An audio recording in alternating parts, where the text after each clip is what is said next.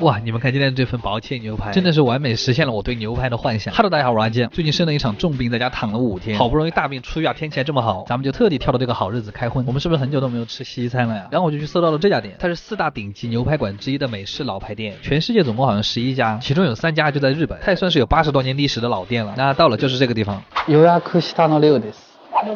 6。他们家这种老美国的装修风格真的很强烈，然后菜单非常迷惑，有很多这种什么什么 cut， 它其实就是薄切跟厚切的意思。选好牛排之后就可以去吃它自助餐的部分了，这个部分超级的快乐，因为这个算是开胃小菜嘛，所以我们就拿一点这个还有这个，但是这个就是自助餐的错误吃法，大家以我为戒，不要向我学习。看到这盘了吗？这才是正确吃法，绝对不亏。他家的肉丸子跟盐酥鸡腿是真的很好吃，给一波8分。还有芝士番茄跟三文鱼，我们这种杂食动物就是快乐，但是三文鱼还是算了吧，它就像鱼界里面的猪油，但真的好久没有像这般敞开过吃了，忍不住就想对比一下。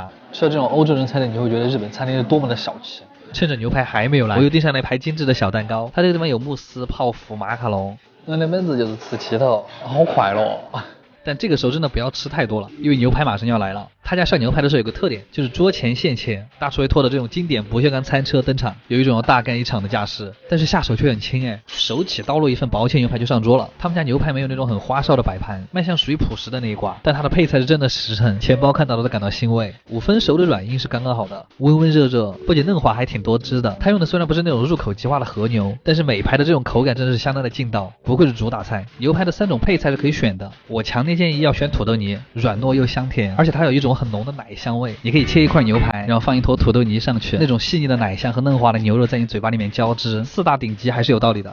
这个真的是我吃过土豆泥里面最细腻的。这个菠菜碎也是那种奶奶的味道，但它搭配牛排吃起来会比较清爽。这家店的用餐时间只有100分钟，我们就一边拍摄一边吃，吃的现在就跟在赛跑一样。所以大家来的时候记得安排好时间。我真的好后悔刚才吃太多了，我们2个人吃到扶墙而出，而且他们家价格居然这么便宜，我们2个人才吃了1000块钱。总的来说性价比很高，超适合跟你的大胃王过来聚餐。阿基推荐指数8分，卡玩意儿。傍晚在东京的下北泽街头吃一家正宗的居酒屋料理是一种什么体验？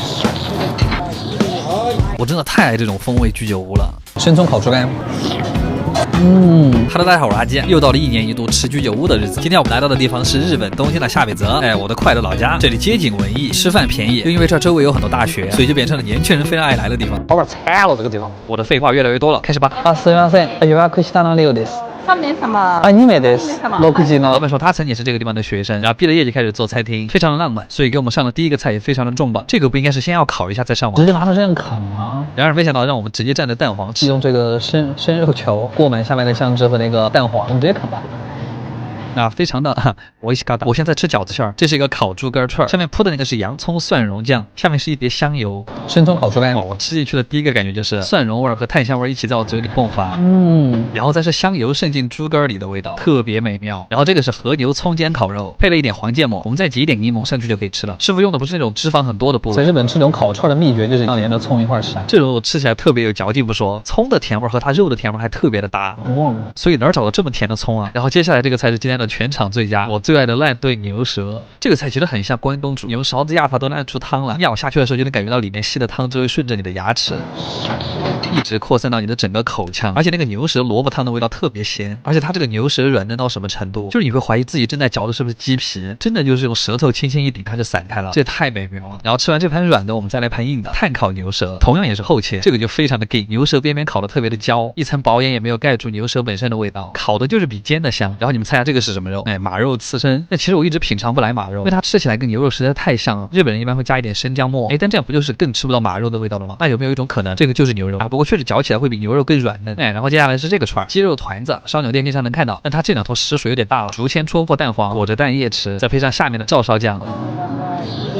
这个串的汁水特别多，你就对准那个蛋液的位置咬下去，就是又鲜又甜。炭烤也能让它外焦里嫩，缺点就是它太扎实了。再来一串银杏，假装自己今天吃了很多蔬菜。接着是我们的最后一个硬菜，奶油浓汤牛尾骨。哇，它这个也是够淡的，轻轻一挑就能连筋带肉一块挑走。但这样直接吃也不是很过瘾，把它放在刚烤过的面包上面，一起进嘴就特别香，而且要挑那种带筋的肥肉，跟面包的味道特别配。如果你还是觉得不够过瘾，也可以像我一样拿着牛尾骨直接开始啃。然后这样一盘下肚之后，你就不用再战斗了。好啦，阿基推荐指数8.5分，卡玩意儿，真长胖。家人们，我今天算是彻底明白了个道理，吃这种米其林创意餐厅啊，你就别想着吃饱靠边。我一直在分泌唾沫，你就要怀着一颗菩萨的心去吃，蘸一点土豆泥。我感觉我像是做慈善的。那我们今天就来看看这家米其林怎么样。好好看啊。 Hello， 大家好，我阿基。之前有人问我米其林是什么意思，你其实大概把它理解成装逼指数就可以了。今天我们去的这家是1颗星，这家店还是我在杂志上面看到的，据说它非常适合情侣来。哎，我杀我自己。すみません、予約したのです。ちょっと遅くなってごめんなさい。こんばんは。进来第一感觉就是这家店好多厨师啊，这是他们家的菜单，食材全部来自于日本全国各个生产地，一杯餐前茶，还送了一首诗，题目的意思是永远一起饮茶的朋友们，一起喝茶的朋友倒是没几个，哎，但是一起打游戏的倒是可以排到法国。第一个小菜就很漂亮，哎，它真的是个艺术品，哎，甚至里面用的花都还是不一样的。哇，它是那种有颗粒感的咸芝士，我们就给它取名叫咸奶油花菜脆饼好了啊，非常接地气。第二个前菜还有点惊讶，好大的2片黑松露啊，那种刺鼻的汽油味扑鼻而来。哎，我还没有吃过这么大的黑松露。下面是油条一样的东西，我们直接一口吧。上面还有点巧克力酱，油脆的薄饼加上坚果的香味儿，那我们就给它取名叫汽油巧克力油条好了。哎，好掉档次啊！接下来是这个噩梦鱼子酱，我知道肯定会有很多人跟我一样不喜欢吃鱼子酱，因为它很容易做的齁咸。我嘴巴里已经开始咸了。旁边的花就是紫苏叶的花，吃起来就是这样，孜然鱼子味。那我们就给它取名叫烧烤酱子好了。接着上了2个像巧克力球一样的东西，但闻味道并不像是巧克力，直接咬开看吧。韭菜牛肉哎，我再近距离给你们掰一个看看，它外边是一层很厚实的蛋糕，配上一点蔬菜泥，然后中间镶了一坨牛脸肉，就是外面酥脆，里面软嫩。这不就是法国的韭菜盒子吗？韭菜香里面还透着一丝咸奶油的浓郁，就叫它牛肉韭菜炸弹。然后是这一盘纯白的菜，上面一条一条是白芦笋，撒了一点芥末粉，最下面铺的是煎好的章鱼肉。其实它是有点怪异的，我们就叫它披着羊皮的芥末好了。下一盘菜的厨师还挺帅的，它上面是2种鱼子酱加沙拉酱，咸度跟甜度都控制的刚刚好，里面包的是一颗芦笋，大可不必切开，一口吃反而更香。就是鱼子还是香的，好吃。那这个菜就叫多余的笋子，这个菜好像是萝卜樱花汤，但其实它暗藏玄机。你把它舀起来之后，你发现下面是蔬菜汤，哇，模仿的那种樱花落在草坪上面的绿色的感觉，你知道吧？我感觉我们像第一次进城的那样。又是一件艺术品了呀，家人们，味道其实就是蛤蜊汤的味道。然后我们接着还是前菜，这个是加了日本酒的酸面包，因为是现烤的，所以那个酒的味道其实还闻得到，配了一小碗黄油。为什么白色的也叫黄油啊？而且它在切好之后还会再给你烤一下，一定要把所有表面都烤得焦脆。我们要把它从中间撕开，要尽可能多的涂在它那个表面上。黄油在浸湿了里面的面包之后，口感就变得更松软了，你甚至一挤还能挤出油来。然后我们整整吃完了9981个前菜之后，才到了我们的第一个主菜。首先是一盘会吐泡泡的湿鱼，看它这个白里透红的样子，我就知道味道肯定不一般。鱼肉的外皮煎的脆脆的，但里面仍然是生软细腻。它那个泡泡其实还出乎意料的好吃，味道微甜，还有点清新。接着第2个主菜是牛排，我感觉看到这儿的朋友应该都没有在看牛排吧？我不禁在想一个事儿，牛吃草，我们吃牛，那为什么我们不直接吃草呢？奇怪的人类。虽然它看上去没什么油脂，但它在嘴巴里一咬还是会爆汁。再蘸上一点超浓厚的牛肉酱，然后我们就可以进入甜品阶段了。这个菜好看吧？这个好像是今天颜值最高的一道菜，上面插的是糯米纸，下面加了一点甜酒。这个好像是日本婚礼上面的新娘啊，上面还顶了一片雪花。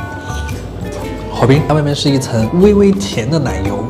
然后吃完这个，我们还有6个甜品：蜂蜜马卡龙、云朵巧克力蛋糕、盐味太妃糖、烟熏卡纳雷。现在知道为什么适合情侣来了吧？好了，阿基推荐指数9分，卡玩意儿，真好吃！哇操！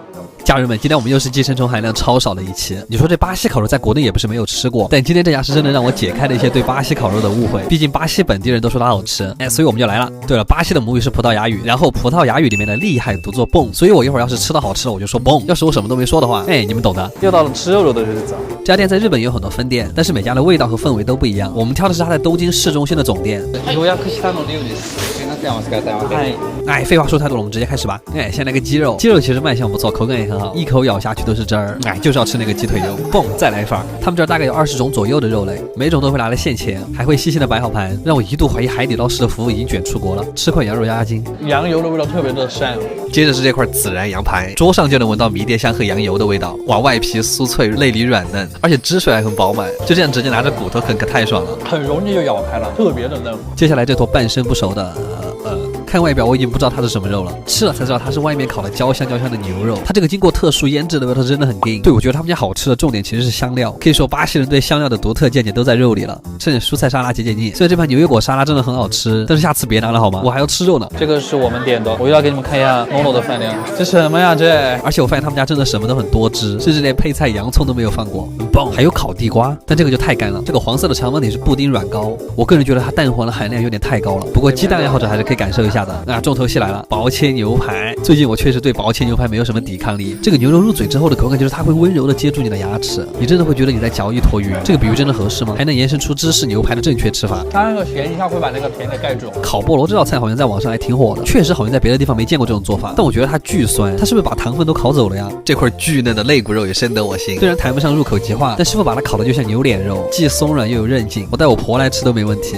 哇，好油！还有这块外酥里嫩的卤烤猪肉，这个真的好吃惨了，里面的肉还很紧实，在外面也就是焦脆了。蒜蓉鸡心本来是我今天最期待的一道菜，但它的蒜香味真的太重了。巴西人真的很喜欢香料，和地中海人有的一拼。吃了圈下来，让我总结一下：油重香料重，但特别的好吃。而且他们家的服务员，麻雀吃蟋蟀，确实帅啊！有些人评价这家店好吃到裤链都拉不上了，这个属实有点夸张了。但我感觉吃完这一顿还是可以横着出去的。阿基推荐指数8.5分，嘿嘿，卡玩意儿，棒。